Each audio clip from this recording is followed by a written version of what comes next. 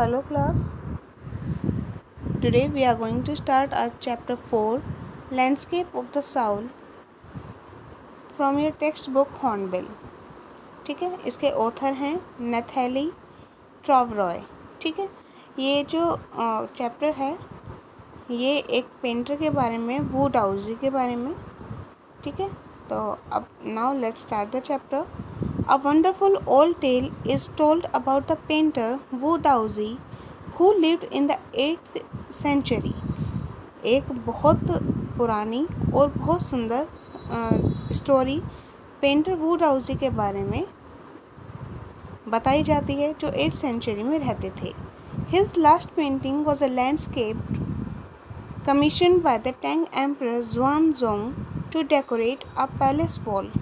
उनकी जो last painting थी वो थी एक लैंडस्केप की जो कि टैंग एम्परर ज़ुआनज़ोंग ने अपने राजमहल में लगाने के लिए उनसे बनवाई थी. The master had hidden his work behind a screen so only the emperor would see it. वो दाऊजी ने क्या किया कि जो उनकी पिक्चर थी, जो पेंटिंग थी, उसको हमेशा एक स्क्रीन के पीछे छिपा कर रखा ताकि केवल जो राजा हैं वो ही उसको देख सकें. For a long while, the emperor admired the wonderful scene, discovering forests, high mountains, waterfalls, clouds floating in an immense sky, men on hilly paths, birds in flight. For a long while मतलब काफ़ी लंबे समय तक उन्होंने ये सारी चीज़ों को एडमायर किया. वंडरफुल सीन को, फॉरेस्ट को, हाई माउंटेन्स को, वाटरफॉल्स को और आसमान को और हिली पाथ्स को, जब आदमी हिली पाथ्स पर जाते हैं उनको, और बर्ड्स को. ठीक है. Look sir, said the painter, in this cave at the foot of the mountain dwells a spirit. It means कि उन्होंने ये सारी चीज़ें for a long while the emperor admired. It means कि उन्होंने, वू डाउजी ने ये सारी चीज़ें अपने लैंडस्केप में बनाई थी और एम्परर जो थे उन्होंने इन सारी चीज़ों को एडमायर किया, इन सारी चीज़ों की बहुत ज़्यादा प्रेज़ किया. ठीक है. पेंटर ने कहा, देखिए सर, इस गुफा में, in this cave at the foot of the mountain, जो कि माउंटेन के पैरों के नीचे हैं, ड्वेल्स अ स्पिरिट, एक स्पिरिट रहती है, एक आत्मा रहती है. The painter clapped his hands and the entrance to the cave opened.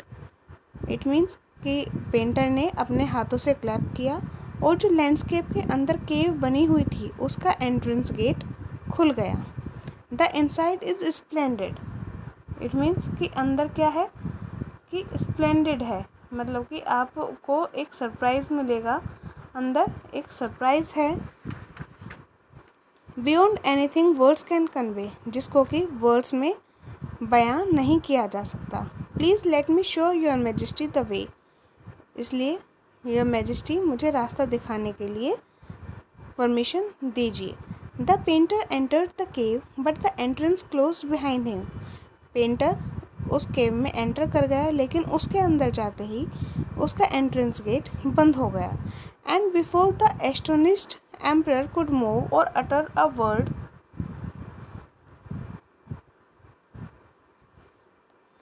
the painting had vanished from the wall. और इससे पहले कि सरप्राइज्ड एम्परर कुछ कर पाता या कह पाता, उससे पहले ही वो पेंटिंग वॉल से, दीवार से गायब हो गई.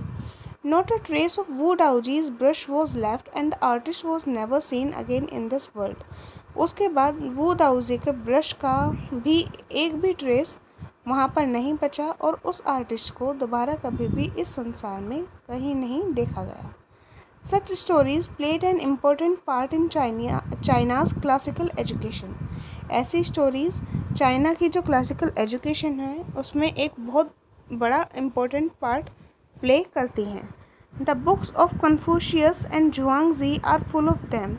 They help the master to guide his disciple in the right direction. जो कन्फ्यूशियस और झुआंगजी की बुक्स हैं इन सब चीज़ों से भरी हुई हैं. उन्होंने They help the master to guide his disciple. उन्होंने मास्टर्स को, अपने शिष्यों को एक राइट डायरेक्शन देने के लिए बहुत बड़ी हेल्प की है। Beyond the anecdote, they are deeply revealing of the spirit in which art was considered. It means कि इन सबसे अलग जो है वो उनकी जो आर्ट है उसको कंसिडर किया जाता है। कंट्रास्ट दिस स्टोरी और another famous one about a painter who wouldn't draw the I of a dragon if he had painted. इस स्टोरी में कंट्रास्ट देने के लिए एक अलग से पेंटर का हम जिक्र करते हैं कि जिसने कभी अपनी पेंटिंग में ड्रैगन की आँख ही नहीं बनाई। किस डर से? For fear it would fly out of the painting, इस डर से कि वो पेंटिंग से बाहर ही उड़ जाएगा। With an old story from my native Flanders that I find most representative of western paintings. ये जो पेंटिंग्स है ये मेरी जो बहुत ज़्यादा कह सकते हैं फेवरेट पेंटिंग्स हैं, वेस्टर्न पेंटिंग्स, मैं उनके बारे में ओल्ड स्टोरीज़ आप लोगों को बता रहा हूँ। In 15th century, Antwerp, a master blacksmith called Quentin Mercier fell in love with painter's daughter. 15th century में एंटवर्प थे, एक मास्टर ब्लैकस्मिथ थे, एक लोहार थे, ठीक है, वो एक पेंटर की बेटी के प्यार में पड़ गए। The father would not accept a son in law in such a profession, लेकिन एक पिता को अपने दामाद का इस तरीके के प्रोफेशन में होना एक्सेप्टेबल नहीं था। सो Quentin sneaked into the painter's studio and painted a fly on his latest panel with such delicate realism that the master tried to swat it away from he realized what had happened। उसके बाद Quinton क्या थे, वो एक painter की studio में गए और वहाँ पर जो उनका लेटेस्ट पैनल था उस पर एक मक्खी उन्होंने ड्रॉ की और वो इतने रियलिज्म के साथ, इतने डेलिकेसी के साथ उन्होंने उसको पेंट किया कि जब वो मास्टर आया उसने उसको उड़ाने की कोशिश की इससे पहले कि वो समझ पाता कि क्या हुआ है। इट मीन्स कि उन्होंने इतनी रियलिटी के साथ उस फ्लाई को बनाया था। Quentin was immediately admitted as an apprentice into his studio. फिर उस पेंटर ने क्विंटन को अपने स्टूडियो में एक अप्रेंटिस, एक शिष्य की तरह, एक डिसिपल की तरह वहाँ पर एडमिशन दे दिया। He married his beloved and went on to become one of the most famous painters of his age. उसके बाद उसे अपनी जो बिलव्ड थी उससे शादी करने का मौका मिला और उसके बाद वो अपने ज़माने का एक बहुत फेमस पेंटर बना।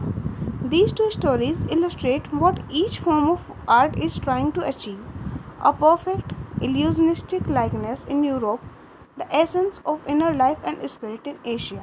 अब ये दोनों स्टोरीज़ क्या हैं, ये अपना आप में ये चीज़ बयां करती हैं कि उस टाइम पर आर्ट अपने किस मुकाम को अचीव करने के लिए ट्राई कर रही थी। एक perfect illusionistic likeness, it means कि अपने आप का एक तरीके से नाम बनाना।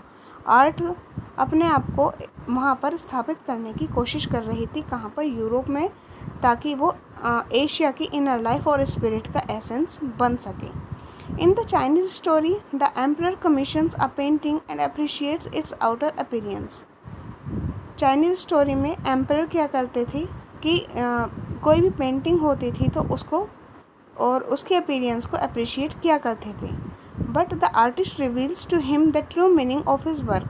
लेकिन आर्टिस्ट जो होते थे वो उनके जो वर्क था उसका ट्रू मीनिंग उनको बताते थे। The emperor may rule over the territory he has conquered but only the artist knows the way with in.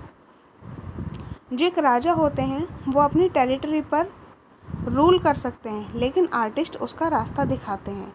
Let me show the way the डाउ, a word that means both the path or the method and the mysterious works of the universe। जो दाऊजी कहते हैं कि मैं आपको रास्ता दिखाता हूँ, और उन्होंने उस टाइम पर यूनिवर्स का सबसे मिस्टीरियस वर्क किया। The painting is gone but the artist has reached his goal beyond any material appearance. जैसे कि आपने फर्स्ट वाली स्टोरी में पढ़ा था वो दाऊजी का कि पेंटिंग तो चली गई लेकिन आर्टिस्ट अपने गोल तक पहुंच गया। A classical Chinese landscape is not meant to reproduce an actual view as would a Western figurative painting, whereas the European painter wants you to borrow his eyes and look at a particular landscape exactly as he saw it from a specific angle. The Chinese painter does not choose a single viewpoint. एक classical जो Chinese landscape होता है वो अपना actual view नहीं दिखाता, लेकिन western की फिगरेटिव पेंटिंग को वो शो करता है। बल्कि जो यूरोपियन पेंटर होता है वो लैंडस्केप को इतने स्पेसिफिक एंगल से बनाता है कि उसका कोई भी एक सिंगल व्यू पॉइंट हो ही नहीं सकता। His landscape is not a real one, उसका लैंडस्केप कोई रियल नहीं होता है। And you can enter it from any point, और आप उसमें कहीं से भी एंटर कर सकते हैं, उसमें ट्रैवल कर सकते हैं। और आर्टिस्ट ने क्या क्या क्रिएट किया है आप उसको अप एंड डाउन करके उसमें ट्रैवल कर सकते हैं और वापस आ सकते हैं। और उसका क्या क्या कहते हैं कि आप एक प्लेजर ले सकते हैं। This is even more true in the case of the horizontal scroll, in which the action of slowly opening one section of the painting then rolling it up to move on to the other adds a dimension of time which is unknown in any other form of painting. It also requires the active participation of the viewer who decides at what pace he will travel through the painting, a participation which is physical as well as mental. It means कि जब हम किसी चीज़ को scroll down करते हैं तो हम वहाँ पर पॉइंट ऑफ व्यू अपना चेंज कर लेते हैं। ठीक है, अगर कोई भी बंदा किसी पेंटिंग को देख रहा है तो इसका मतलब ये नहीं है वो केवल उसको आउटर ही देखे, इसमें उसका पूरा एक्टिव पार्टिसिपेशन होना चाहिए जिससे कि वो पेंटिंग के पूरे जो उसका सार है उसमें ट्रैवल कर सके। उसमें ऐसा पार्टिसिपेशन हो जो फिज़िकल ही नहीं, केवल फिज़िकल ना हो के मेंटली भी उसका पार्टिसिपेशन उसमें हो। The Chinese painter does not want you to borrow his eyes, he wants you to enter his mind. The landscape is an inner one, a spiritual और conceptual space. एक Chinese painter जब painting बनाता है तो वो ये नहीं सोचता कि वो केवल आपकी आँखों के साथ खेले, मतलब कि वो केवल ये नहीं चाहता कि उसकी पेंटिंग को आप केवल आँखों से देखें, बल्कि मेंटली भी आप उसकी पेंटिंग को जजमेंट दें। This concept is expressed as sanctuary, literally mountain water which used together represent the world landscape. इसी concept को हमने यहाँ पर landscape माना है। More than two elements of an image, these represent two complementary poles reflecting the Taoist view of the universe. जब दो से ज़्यादा elements एक image में आते हैं तभी वो जाके complementary poles बनते हैं, जैसे कि वो दाऊ जी की जो लैंडस्केप हैं, यूनिवर्स है, उसमें दिखाई देते थे। The mountain is yang, reaching vertically towards heaven, stable, warm and dry in the sun, while the water is yin, horizontal and resting on the earth, fluid, moist and cool. It means कि जो mountain है वो यांग है और जो water है वो यिन है। इट मीन्स कि यांग मीन्स वर्टिकल है, यिन मीन्स हॉरिजॉन्टल है, जहाँ पर दोनों ही चीज़ें हैं। जो माउंटेन है वो स्टेबल है, वार्म है और ड्राई है, और जो अर्थ है वो फ्लूइड है, मॉइस्ट है और कूल है। इट मीन्स कि दोनों चीज़ें एक साथ आ गई हैं, जो दोनों अपोजिट चीज़ें हैं वो यहाँ पर हैं। The interaction of yin, the receptive feminine aspect of universal energy and it's counter part yang, active and masculine, is of course a fundamental notion of Taoism. It means yin और yang, ये दोनों ही चीज़ें, yin क्या है, feminine है, means female है, और yang क्या है, मैस्कुलिन है। इसलिए ये दोनों दाऊ जी के क्या है, यूनिवर्सल एनर्जी है। What is often overlooked is an essential third element, the middle void where their interaction takes place. लेकिन जो चीज़ सबसे ज़्यादा एसेंशियल है वो है थर्ड एलिमेंट, जो है मिडिल वर्ड, जो उनके बीच का इंटरेक्शन है। This can be compared with the yogic practice of pranayama, breath in, retain, breath out. The suspension of breath is the void where meditation occurs. The middle word is essential, nothing can happen without it. Hence the importance of the wide unpainted space in Chinese landscape. It means कि आप इसको जब ही महसूस कर सकते हैं जब आप योगा की प्रैक्टिस करें, स्पेशली प्राणायाम की, जिसमें कि आप ब्रीथ इन करते हैं और ब्रीथ आउट करते हैं, उसके बाद मेडिटेशन करते हैं, उसके बाद ही आप मिडिल वॉइड जो कि एसेंशियल है उसको फील कर पाएंगे। This is also where man finds a fundamental role in that space between heaven and earth, यही एक जगह होती है जहाँ पर जो आदमी है, जो ह्यूमन बीइंग है, वो अपना सिग्निफिकेंट रोल पाता है हेवन और अर्थ के बीच में। He becomes the conduit of communication between both poles of the universe, वो एक मीडिएटर बन जाता है यूनिवर्स के दोनों पोल्स के बीच में। His presence is essential even if it is only suggested. Far from being lost or oppressed by the lofty peaks, he is Francois Cheng's wonderful expression, the eye of the landscape. It means कि जो presence है human being की वो essential है ताकि वो haven और अर्थ के बीच में एक मीडिएटर का वर्क कर सके और एक लैंडस्केप को देख सके। So this was the chapter the landscape of the soul. I think आपको समझ में आया होगा। If you have any query then you can ask to me. Thanks for watching.